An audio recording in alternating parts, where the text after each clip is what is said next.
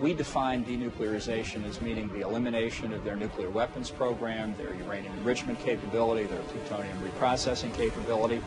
From the beginning, we've also included chemical and biological weapons in the elimination of their weapons of mass destruction.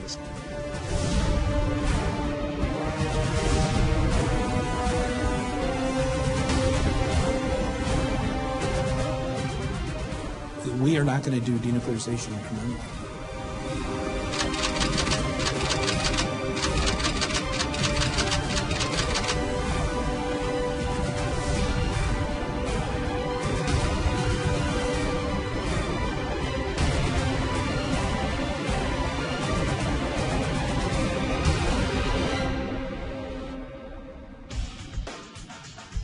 베트남 하노이 회담 이후에 미국 내 기류가 180도 변했습니다.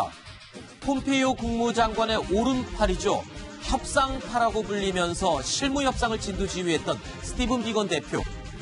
그런데 이 비건 대표가요, 최근에 김정은 위원장을 당황하게 만들었던 강경파 볼턴 보좌관의 입장과 같은 발걸음을 취하고 있습니다. 이른바 북한이 도저히 받을 수 없는 조건이라고 말하는 빅딜을 외치고 나선 겁니다. 이제 협상의 시대는 가고 이른바 강경파 시대가 온 것이 아닌가 이런 생각이 듭니다. We are not going to do denuclearization incrementally. The president has been clear on that, and that is a position around which the U.S. government has complete unity. Our goal, our objective is the final fully verified denuclearization of North Korea. The president on down have said that the lifting of sanctions will come with attaining that goal. That's not to say that we can't continue to talk with the North Koreans. 이현정 의원님, 네. 원래 비건 하면은 이렇게 강경파, 초강경파 볼턴과 비교되던 인물은 아니잖아요. 그런데 단계적 비핵화가 이제 안 된다. 오직 빅딜만이 남아있다. 이렇게 강경하게 얘기를 하네요. 사실 이제 이번 회담이 있기 전에 스탠포드 대학교에서 한 강연에서 스티브 비건 대표는 이번 회담이 점진적이고 단계적으로 비핵화 문제를 해결하겠다는 그랬죠. 것을 이야기를 했어요. 그래서 아마 이번 하노이 회담도 이제 성사가 될 것이다라는 전망들을 했었는데 사실 의외로 협상장에서는 볼턴이 주도했던 강경 노선이 일단 주도를 했지 않습니까? 네. 그러다 보니까 아무래도 미국 내에서는 폼페이오 장관을 중심으로 한 국무부 의견과 또 안보실 의견이 서로 엇갈리는 것이 아닌가 이런 네. 또 견해도 있었습니다. 네. 근데 오늘 비건 대표의 이야기를 들어보면 이제 미국 내에서는 한 목소리, 즉 원보이스가 된 것 같아요. 아하. 더 이상 북한하고 단계적 점진적은 없다. 네. 즉 빅딜이다. 조금씩은 없다. 그렇죠. 이제 한 방에 모든 걸 해결해야 된다. 모든 것을 한 번에 해결하다가 아하. 북핵 문제에 대한 입장을 일단 통일을 한 것 같습니다. 네. 김종국 시장님. 네. 옛말에 이런 말이 있습니다. 쥐를 궁지로 몰아도 도망갈 구멍을 좀 놔주고 몰아야 되는 게 아니냐. 지금 북한을 이런 식으로 빅딜 하나만 갖고 몰아가면 글쎄요, 오히려 반작용이 생기지 않을까 싶기도 한데요. 일단 그 빅딜 내용에 보면은 네. WMD 상황 무기까지 들어가 있고 네. 북한의 모든 사거리의 미사일까지 다 들어가 있습니다. 네. 이거는 어떻게 보면 협상 전술의 일부라고 이제 봐도 될 것 같고, 네. 그리고 당분간 미국 간의 정상회담이 없어도 좋다. 그러니까 장기전을 끌고 가겠다는 얘기인데 네. 내년도 11월 달에 그 재선이 있지 않습니까? 네. 미국에. 재선 때까지 계속 끌고 가서 내년 초쯤에 해서 한 번 정도 북한의 그 어떤 그 결단을 요구하는 것 같아요. 그러니까 트럼프 대통령이 1년 있다가 답변하겠다는 얘기를 한 적이 있지 않습니까? 그것이 바로 적어도 1년 정도는 끌고 가서 북한의 완전한 항복을 받아내겠다라는 그런 전략인 것 같습니다. 자, 미국의 기류는 이렇다 한다면요. 과연 이 미국의 빅딜, 오직 한 가지만 주장하는 미국의 입장을 북한이 받아들일 수 있을까요? 문정인 청와대 통일 외교안보 특보는요. 미국이 빅딜이라는 과도한 요구를 했기 때문에 하노이 회담이 깨졌다고 분석한 적이 있죠. 미국은 북한에 대해서 너무 과도한 요구, 과욕이라고 할 수도 있겠죠. 그 빅딜이라고 하는 과도한 요구를 했고, 김정은 위원장은 김정은 위원장대로 상당히 섣부른 과신이라고 얘기할 거예요. 김정은 위원장이 트럼프 대통령을 설득해서 영변 딜 하나 갖고 상당히 많은 걸 얻을 수 있을 거라고 생각을 했었던 것 같은데, 이 둘이 안 맞은 데서 결국에 문제가 생긴 것 같아요. 북한 입장에서는 제가 볼 때는 상당히 노력을 많이 해서 이제 영변 카드를 들고 나온 건데 미국 쪽에서 이제 원점으로 돌아갔기 때문에 협상이 상당히 어려웠을 것 같아요. 자, 북한이 도저히 받아들이지 못할 것이라는 걸 알면서도 미국은 강력하게 빅딜을 밀어붙이고 있습니다. 글쎄요, 북한은 여전히 점진적인 단계적인 비핵화를 요구하고 있는데 북한 매체에서 또 이렇게 얘기했어요. 완전한 비핵화는 확고한 입장이다라고 또 이야기를 하고 있습니다. 북한의 입장이 어떻게 되는 건가요, 지금? 글쎄, 북한의 입장은 뭐 다분히 좀 선전적인 립서비스를 하고 있지 뭐 본질은 아닌 것 같고 두 가지 측면에서 간략하게 우선 북한은 이제 이 단번 말한 빅딜에 대해서 공포심을 가지는 게 이제 2003년 리비아 모델 거기에서 이제 빅딜이 가져다주는 그 위험성을 잘 알고 있고 둘째로 이제 북한이 지금 미국이 갑자기 트럼프 대통령이 서두르지 않겠다 이런 네. 말을 많이 하던 대통령이 갑자기 지금 안보 라인에 호흡을 착착 맞추고 있지 않습니까? 네. 거기다 한 발 더 나가서 생화학 무기니 다른 미사일 문제까지 미국이 들고 나오니까 북한으로서는 잔뜩 벌려놓은 지금 핵무기를 어떻게 뭐 영변이나 길주 풍계리 몇 개 보여주고 뭔가 슬쩍 넘어갈 줄 알았는데 이 어지럽게 벌려놓은 것들을 한 번에 정리하자니까 북한으로서도 이제 숨이 가쁜 겁니다. 그래서 이제 이런 충돌이 일어나는데 과연 트럼프 대통령 의도대로 내년 11월까지 대선 때까지 이 포질에 맞춰 놓은 걸 북한에 계속 요구할지 또 북한에 모른 다른 대안이 나올지 좀 더 관망해 봐야 되겠습니다. 자, 북한으로서는 빅딜만큼 두려운 곳이 있습니다. 바로 리비아식 해법입니다. 지난해 존 볼턴 국가안보보좌관이 언급하면서 싱가포르 회담이 취소되는 위기까지 내몰렸던 바로 그 조건이었죠. I think that's right. I think we're looking at the Libya model of 2003, 2004. We want to see real commitment. We don't want to see propaganda from North Korea. 이현정 의원님, 네. 그런데 미국이 다시 또 리비아 모델을 꺼내들었어요. 그렇습니다. 사실 리비아 같은 경우는 핵을 만들진 않았습니다. 핵 만들려는 시도를 했었죠. 이제 그런 상황에서 이제 미국의 정책은 선핵폭 폐기, 그 다음에 이제 보상을 하는 그런 이제 스케줄로 갔거든요. 근데 결국 이 결과는 어떻게 됐습니까? 결국 리비아의 가다피는 결국 이제 정권을 다 내주고 본인도 처참한 최후를 맞이했지 않습니까? 북한 입장에서 보면 그것이 가장 두려운 것이죠. 사실은 핵 폐기를 하더라도 이후에 보상이 없다라고 보상이 제대로 주어지지 않는다고 하면 결국 정권 붕괴가 자명한 것이거든요. 더구나 그런 실패를 봤기 때문에 아마 북한 입장에서는 리비아 모델은 가장 두려워할 겁니다. 일단 네. 그 리비아 같은 경우에는 사실은 뭐 핵실험도 한 적이 없고 그냥 우라늄 농축을 하고 있는 중이었어요. 그걸 이제 미국에 발각이 됐던 건데 그럼에도 불구하고 그것들을 다 해결을 하는데 합의를 하고 해결하는 2년이 넘게 걸렸거든요. 그런데 북한은 지금 핵 탄두가 거의 뭐 100개 정도 있다라는 게 지배적인 관측이고 핵실험을 이미 5번이나 했고 뭐 탄도미사일 모든 것이 어마어마하게 많은 상황에서 결국 리비아 모델은 선조치 후 경제 제재 해제 아니겠습니까? 그러면은 리비아 같이 아무것도 없었던 상황에서도 2년 걸렸는데 북한은 과거에 우크라이나처럼 10년 이상 걸릴 수가 있다. 그러면은 지금 당장 내일이 급한 어떤 경제 사정상 우크라이나처럼 한 10년 정도 간다면 이건 뭐 북한으로서는 도저히 받아들일 수 없는 그런 상황이다라고 판단하는 것이죠. 네. 조금 전에 저희가 잠시 이 인천공항 화면을 보여드렸습니다. 이 성관계 동영상 불법 촬영 또는 유포 혐의를 받고 있는 이 가수죠. 정준영 씨. 5시 30분 대한항공편으로 LA에서 직항 비행기를 타고 지금 입국을 했는데 자, 입국하는 모습, 지금 이 모습입니다. 푸른색 모자를 눌러쓰고 티셔츠에 배낭을 맨 모습인데요. 머리가 긴 상태에서 묶지를 않은 상태로 지금 입국하는 장면입니다. 현장에는 지금 200명이 넘는 취재진들이 정준영 씨의 입국을 기다리고 있었는데 자, 아무런 말 없이 기자들의 질문에 특별한 대답을 하지 않고 곧장 공항 출국장을 빠져나가는 정준영 씨의 모습입니다. 자, 일부에서는 오늘 뭐 긴급 체포가 이루어지지 않겠냐는 말도 있었지만 경찰에 공식 확인한 결과 출석 일정을 조율해서 적당한 시간에 조사를 시작할 예정이다라고 경찰에서는 공식 입장을 밝혔습니다. 자, 정준영 씨 취재진의 질문에 묵묵부답으로 출국장을 빠져나가는 모습입니다. 자, 버닝썬 사태의 후폭풍이라고 할 수 있죠. 승리 씨의 카톡방이 공개가 되면서 지금 연예계로 이 성관계 동영상 유포, 불법 촬영 의혹으로 일파만파 상황이 퍼지고 있습니다. 자, 이 이야기 잠시 후에 저희가 상세하게 짚어볼 순서로 마련해 두었고요. 계속해서 이야기를 이어가 보겠습니다. 자, 김정은 위원장, 이 쌀밥에 고깃국이라는 해묵은 이야기를 꺼낼 정도로 사정이 아주 국내 사정이 좋지 않습니다.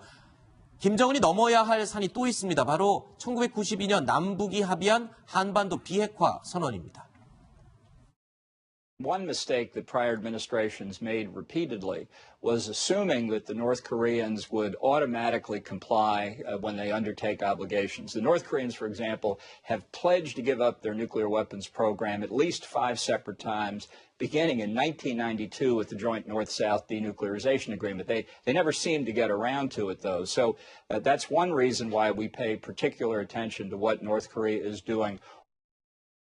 자, 이 비건이요, 이 아예 강경파 볼턴의 입장과 똑같이 가는 것 같습니다. 1992년 한반도 비핵화까지 언급하고 나섰군요. 자, 어떤 의미입니까? 한반도 비핵화 선언은 사실은 모든 것이 다 담겨 있고, 네. 지금 한반도 비핵화 선언대로 하면 아무 문제 없이 모든 이 북한 핵 문제는 해결이 됩니다. 아하. 그 정도로 지금 뭐 화면에 보시듯이 잘 합의가 돼 있죠. 핵 실험 안 하겠다는 것이죠. 그리고 저장도 안 하겠다는 것이죠. 보유도 안 하는 것이죠. 우라늄 농축 시설도 지금 뭐 다 숨겨놨는데 그것도 안 하겠다는 것이죠. 뭐 검증도 철저하게 받겠다는 것이죠. 그런데 여기에서 그들이 바로 이 합의를 해놓고 IAEA 탈퇴하고 NPT 탈퇴하고 이렇게 됐지 않습니까? 그래서 1차 북핵 위기가 생겼던 것인데 지금 트럼프 대통령 입장에서는 오바마 전 민주당 대통령 그리고 그 전에 1차 핵위기를 장관했던 그 클린턴 전 대통령보다 나는 다르다, 낫다라는 이야기를 계속 해오고 있지 않습니까? 그러나 실제로 클린턴 대통령은 저런 합의를 이끌어냈었어요. 네. 그러면은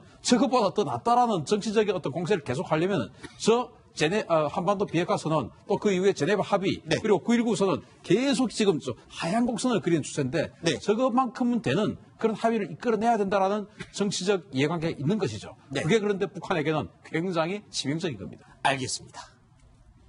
자, 계속해서 이야기를 이어가 보겠습니다. 미국의 연방수사국 FBI, 중앙정보국 CIA 등 이 네로라 하는 16개 정보기관을 모두 총괄하는 그런 인물이 있습니다. 미국 최고의 정보수장이죠. 한국을 지금 방문할 것으로 알려졌습니다. 이 최고 책임자는 언제나 아주 결정적인 순간에 은밀하게 움직이는 인물입니다. 그런 점에서 이번 방한 목적에 모두의 관심이 쏠리고 있습니다. 바로 댄 코츠 미 국가정보국장입니다. 자, 이 이야기를 좀 짚어보겠습니다. 이현정 의원님. 네. 미국 최고의 정보수장이 움직인다. 아무 때나 움직이는 사람이 지금 아니라면서요? 그렇죠. 예전에 우리가 뭐 CIA 국장 되면 아주 대단하다고 그랬지 않습니까? 그렇죠. 근데 문제는 2000년도에 9.11 테러가 있고 난 다음에 네. 그 이후에 사실은 16개 정보기관들 전부 다 합쳐서 DNI라는 이제 기구를 만듭니다. 네. 거기에 수장이 바로 댄 코츠가 현재 수장을 맡고 있는데 네. 모든 정보기관을 다 총괄하고 있어요. 주로 어떨 때 움직였습니까? 이 그러니까 사람이? 아주 결정적 순간에 예를 들어서 이제 북한의 어떤 도발이라든지 아하. 실험이라든지 뭐 이런 등등에 있을 때 이때 사실은 댄 코츠가 왔다 갔습니다. 근데 우리는 몰랐습니다. 네. 나중에 이제 알려지거나 아주 단서가 있거나 이런 네. 정도였는데 왜냐하면 시인도 부인도 하지 않는 거거든요. 아하. 그만큼 정보기관의 수장이 온다는 것은 우리한테는 굉장히 중요한 시점이고 사실은 우리 정보기관도 댄 코츠가 온다고 하면 굉장히 긴장할 수밖에 없는 측면이죠. 그런 측면을 봤을 때 댄 코츠가 아마 다음 주 정도에 내한하지 않을까라는 지금 전망이 있습니다. 네. 그렇게 온다고 하면 사실 이제 북미회담이 결렬된 다음에 이것을 전체적인 한반도 상황을 아마 점검하러 올 거예요. 네. 그러면 우리 한국의 입장 또 북한의 동향 이런 것들 아마 점검하고 돌아가서 전체적인 어떤 전략을 세울 텐데 그래서 이번에 댄 코츠 방안이 상당히 중요한 시점에 오는 것이다 하는 생각이 듭니다. 김종범 수장님. 네. 댄 코츠라는 사람 도대체 어느 정도 파워가 있습니까? 미국의 네로라 하는 정보기관을 모두 통틀어서 지휘하는 사람이다. 어느 정도 파워입니까? 이 정도면. 왜 그러면 DNI가 만들어졌냐를 우리가 네. 알아야 됩니다.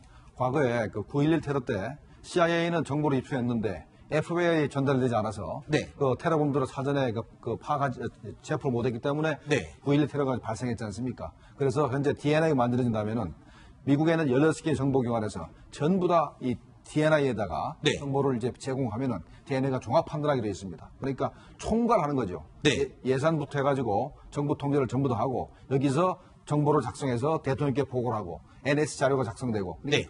하니까 결국은 미국의 정보를 완전히 장악해서 최종 보고서를 낸다고 보면 되겠습니다. 네. 최근 미국의 정보 수장들이 일제히 북한은 핵 포기를 하지 않는다면서 우려의 목소리를 내기도 했었죠. 지난해에도 댄 코츠 미 국가정보국장은요, 북한의 유화책에 대해서 경고의 메시지를 던지기도 했습니다. We know that Kim Jong-un is, while he's unpredictable, he's also very calculating. We know that he views possession of nuclear weapons as essential to his well-being as well as the well-being of his nation. All efforts in the past have failed and has simply bought North Korea time to achieve what they want to achieve. So I'm quite skeptical about all of this.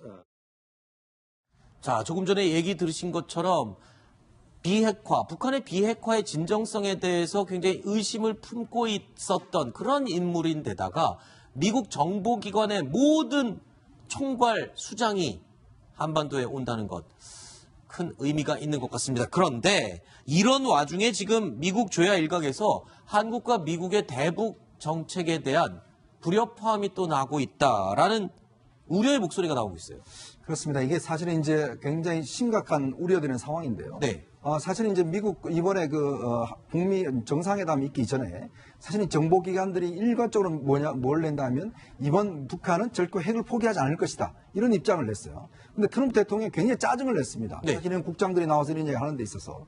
근데 결과론을 놓고 보면 이 트럼프 대통령이 이런 DNI라든 CIA 입장을 받아들인 거예요. 그래서 지금 이제 강경으로 가고 있는 거 아니겠습니까? 네. 근데 이제 우리는 전혀 몰랐습니다. 어떤 면에서 우리 정부는 이번 회담이 잘 될 줄 알았는데 결국 결렬된 상황이거든요. 네. 그만큼 우리가 미국 정부의 동향이나 정부의 동향을 제대로 파악하지 못했다는 것이거든요. 네. 근데 지금 이제 그 이후에 협상 결렬 이후 우리 정부는 계속 북한에 대해서 경협을 추진한다든지 개성공단 금강산 관광을 재개한다든지 뭐 이런 쪽으로 가고 있잖아요. 네. 그런 것에 대해서 미국 쪽 하원 쪽에서는 뭐라고 하냐면 한국 정부가 달을 향해서 쏠고 있다라는 그런 표현을 쓰고 있습니다. 즉 뭐냐면 사실 엉뚱한 데다가 이제 겨냥하고 있다는 이야기죠. 그만큼 현실을 모르고 있다는 것들이 미국 조야의 지금 판단이거든요. 그러니까 문맥을 그냥 직역한다면 원대한 시도다라고 볼 수도 있지만 중의적으로 그 이면에는 약간 비아냥거리는 투가 숨겨 있을 그렇죠. 수 있다 이런 해석이군요. 그렇죠. 전혀 이제 어떤 지향점을 다르게 하고 있다라는 그런 이제 뜻이거든요. 네. 그런 의미에 본다라면 아마 이런 어떤 한미 간의 어떤 공조의 균열의 움직임 이런 것들을 이번에 댄 코츠가 와서 어느 정도 극복할지 상당히 관심사입니다. 네. 그러니까 댄 코츠 국장이 오는 것은 한국 정부가 현재 얼마큼 북한 정부에 대해서 파악하고 있느냐 그걸 네. 확인할 겁니다. 일단 그렇죠. 6.12 정상회담 이후에 지난 8개월 동안 네. 북한이 원천분리기 공장을 가동을 해서 얼마큼 핵탄두를 생산했는지 네. 그 부분에 대해서 확인할 것이고 네. 그다음에 현재 북한에 대한 제재 자체가 북한 그 내부 정세에 어떤 영향을 미치는지 과연 북한이 이렇게 계속해서 제재를 하면은 네. 북한이 핵을 포기할 것인지 네. 이런 부분을 가지고 우리 정보기관하고 이렇게 토의를 하고 할 가능성이 높다고 생각이 됩니다. 자, 댄 코츠가 움직이는 것도 우리가 이렇게 무슨 일일까 궁금해하는데 여기서 우리가 뜨끔하는 일이 또 벌어졌습니다. 미국 정부기관 중에 이곳이 움직이면 북한이 굉장히 긴장하거든요. 미국 재무부가 또 움직였어요.